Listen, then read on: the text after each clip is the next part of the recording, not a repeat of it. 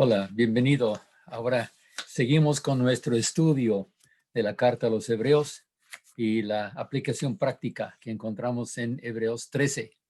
Encontramos aquí otra serie de exhortaciones de mucha importancia, tanto para nosotros como para los primeros destinatarios de la carta. Aquí vamos a ver en especial la relación entre la práctica cristiana y la doctrina correcta. Leamos de Hebreos 13, del 7 al 10, de la muy conocida y amada versión Reina Valera 1960. Acordaos de vuestros pastores que os hablaron la palabra de Dios. Considerad cuál haya sido el resultado de su conducta e imitad su fe. Jesucristo es el mismo ayer y hoy y por los siglos. No os dejéis llevar de doctrinas diversas y extrañas, porque buena cosa es afirmar el corazón con la gracia, no con viandas, que nunca aprovecharon a los que se han ocupado de ellas. Tenemos un altar, del cual no tienen derecho de comer los que sirven al tabernáculo. Hasta el versículo 10. Padre Celestial, bendice esta palabra a nosotros. Sé tú nuestro maestro, y lo que tú nos digas, eso haremos con tu ayuda. Amén. Regresemos al verso 7. Una traducción más literal sería lo que se lee en la versión moderna. Acordaos de los que en tiempo pasado tenían el gobierno de vosotros. O como interpreta la NBLA, acuérdense de sus guías. La palabra en griego aquí es la raíz de nuestra palabra hegemonía. Y se trata de gobierno o de liderazgo, los que merecen que nos acordamos de ellos. Como hemos ya observado en esta sección de la carta, muchos de los verbos en el lenguaje original implican órdenes o imperativos implicados. Pero aquí en el verso 7 encontramos que el imperativo es más explícito. Acordaos o acuérdense. Entonces nos encontramos con una exhortación directa tocante a nuestros deberes como cristianos. Como dijera nuestro Señor mismo, si me amáis, guardad mis mandamientos, de Juan 14:15.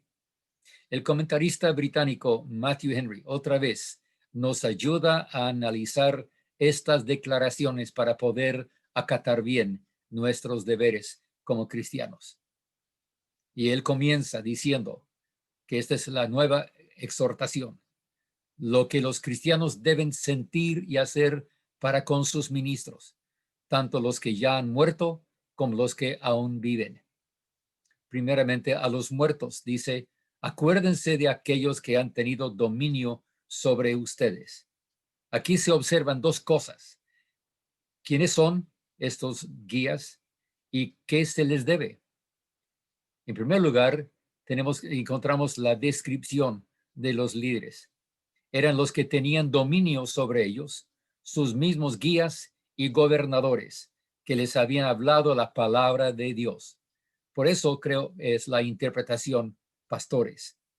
Esta es la dignidad de que les fue dada, ser gobernantes y líderes de los creyentes, no según su propia voluntad, sino según la voluntad de Dios, la palabra de Dios.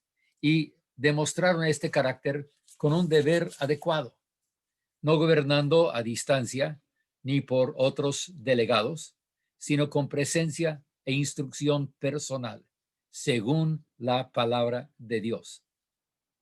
En segundo lugar, encontramos las obligaciones debidas a ellos, aun cuando estén ya muertos.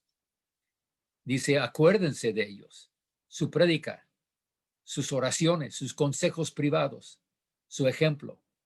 Este recuerdo no es para venerarles a los pastores, sino para aprovechar bien su ejemplo y la verdad que han inculcado a nosotros. Luego dice, sigan su fe. Sean firmes en la profesión de la fe que ellos predicaron a ustedes y esfuércense por seguir la gracia de la fe por la cual ellos vivieron y murieron bien. Consideren el resultado de su conducta y cómo terminaron su carrera, aún así tan corta, pero cuán cómodamente y con cuánto gozo. Bien, el apóstol explica con amplitud este deber de seguir la misma fe en la cual habían sido instruidos y les insta con sinceridad a hacerlo, no solo por la remembranza de sus guías partidos, sino por varios motivos más. Estos deberes cristianos, tenemos que recordar, no son la manera de ser salvos, sino el efecto de serlo. Nadie es salvo por sus obras. Las obras no salvan, es la fe. Pero como somos hijos de Dios, debemos investigar más cómo Él espera que vivamos y qué ha hecho Él para proveer el poder de realizarlo. Esta es la dinámica de la vida cristiana. Somos libres para vivir, viviendo en Cristo, pero totalmente dependientes de su poder en nosotros para poder hacerlo. Pero sigue siendo nuestra responsabilidad, ¿no es cierto? Regresemos al comentario del señor Henry sobre estos motivos del apóstol. Primero, y llega con mucha importancia, la inmutabilidad y eternidad del Señor Jesucristo. Aunque sus ministros estaban algunos muertos, otros muriéndose, sin embargo, el gran jefe y sumo sacerdote de la iglesia, el obispo de sus almas, aún vive y es siempre el mismo, y deben ellos ser firmes e inmovibles en imitación de Cristo. Y debe recordar que Cristo vive siempre para observar y recompensar su fiel adhesión a sus verdades y para observar y castigar cualquier pecaminosa partida de él. Cristo es el mismo en el día del Antiguo Testamento, en el día del Evangelio y en su pronta venida, y lo será para su pueblo por siempre. En otras palabras, nuestro enfoque debe ser en primer lugar y principalmente nuestro Salvador Jesucristo. La tendencia humana es distraerse con métodos, modos y formas, figuras. Debemos recordar que el verdadero enfoque de nuestra fe no es nuestro pastor humano, sino el pastor divino. Y debemos observar que las muchas herejías y errores que han existido en la historia de la iglesia, que el enemigo ha perpetrado dentro de nosotros, han sido errores mayormente acerca de la persona y la obra del Señor Jesucristo, el verdadero Dios hombre, no un hombre que llegó a ser Dios, sino Dios que aceptó nuestra humanidad, encarnándose y siendo Dios hombre. En segundo lugar, el señor Henry nos recuerda que dice aquí por la naturaleza y tendencia de las doctrinas erróneas en las que estaban en peligro de caer estos primeros destinatarios. Henry observa 6 detalles de los errores que pueden distraernos y hasta destruirnos. Eran diferentes y variados según lo que leemos en versículo 9.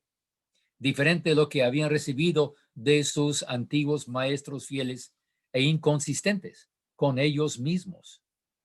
Eran también doctrinas extrañas, tales como las que la iglesia verdadera no conocía, completamente ajenas al evangelio. Tenemos que recordar eso, no caer en esos errores. Eran además de una naturaleza inquietante y distractora, como el viento que sacude el barco y por el cual está en peligro de ser arrancado de su ancla, arrastrado y partido sobre las rocas. Era bastante contrarios a esa grande gracia de Dios que fija y establece el corazón, lo cual es algo excelente, lo conocemos. Estas doctrinas extrañas mantienen el corazón siempre fluctuando e inquieto. Eran además doctrinas miserables y bajas en cuanto a su tema. Se trataban solo de cosas externas, pequeñas y perecederas, como carnes y bebidas, días especiales, etc. Eran además totalmente infructuosas. Los que se sintieron más atraídos por estas doctrinas ocupadas con ellas, no obtuvieron ningún bien real para sus propias almas. No los hicieron más santos, ni más humildes, ni más agradecidos, ni más celestiales en su pensar. Y sigue siendo lo mismo hoy. Sí, entonces, sí importa lo que creemos. Y finalmente dice, excluirían a quienes las abrazaran de los privilegios del altar cristiano. El versículo 10. Tenemos un altar. ¿Hay que regresar al judaísmo? No, para nada. ¿Vamos a regresar a la figura cuando ya tenemos la realidad? ¿O meternos en algún gnosticismo cuando conocer a Cristo en realidad no solo satisface, sino realiza en nosotros la realidad de una vida transformada? Es que tenemos que vivir lo que creemos, ¿verdad? Este es lo que tenemos que decir aquí. Tenemos un altar. Este es un argumento de mayor peso y por lo tanto el apóstol insiste más en él. Observemos, por favor. La iglesia cristiana sí tiene su altar. Una de las objeciones que los cristianos primitivos tuvieron que sufrir era que en sus asambleas carecían de altar. Pero esto no era cierto. Tenemos un altar, no un altar material, físico, sino uno que es personal, Jesucristo mismo. Él es nuestro altar y nuestro sacrificio. Él santifica la ofrenda. Los altares bajo la ley eran tipos de Cristo. El altar de bronce tipificaba su sacrificio por el pecado. El altar de oro con su incienso era tipo de su actual ministerio de la intercesión. Y vamos a regresar a esta verdad de explorarla más en el siguiente estudio. Por el momento, hay que resumir. Los deberes más importantes del creyente son tanto prácticos como doctrinales. Muchos piensan que la doctrina no puede ser práctica y que la práctica no puede ser tan importante como la doctrina. Las dos cosas deben ir juntas, mis amigos. El centro de los dos es Cristo. Nuestra vida está en Cristo y Cristo en nosotros es la dinámica céntrica de nuestra vida. Por eso es tan importante lo que creemos y lo que hacemos. ¿Por qué es importante? Porque tenemos que vivir lo que creemos. Tenemos que andar como hablamos. Y esto es de tanta importancia hoy día, porque por todo el mundo hay quienes dicen que los cristianos que somos hipócritas, que decimos una cosa y vivimos otra cosa. Hermanos, no debe ser así. Mi amigo que me escucha, el verdadero cristiano, el verdadero seguidor de Cristo, vive lo que cree y practica la teoría, la doctrina, la teología de lo que es Cristo mismo. No estamos en una torre de marfil. No estamos creando una cultura solamente exclusivista. No, hermanos. Estamos aquí para vivir lo que Cristo nos ha dado. Vivir la realidad de Cristo en nosotros, nosotros en Cristo. La práctica, la doctrina van juntos. Por eso es tan importante.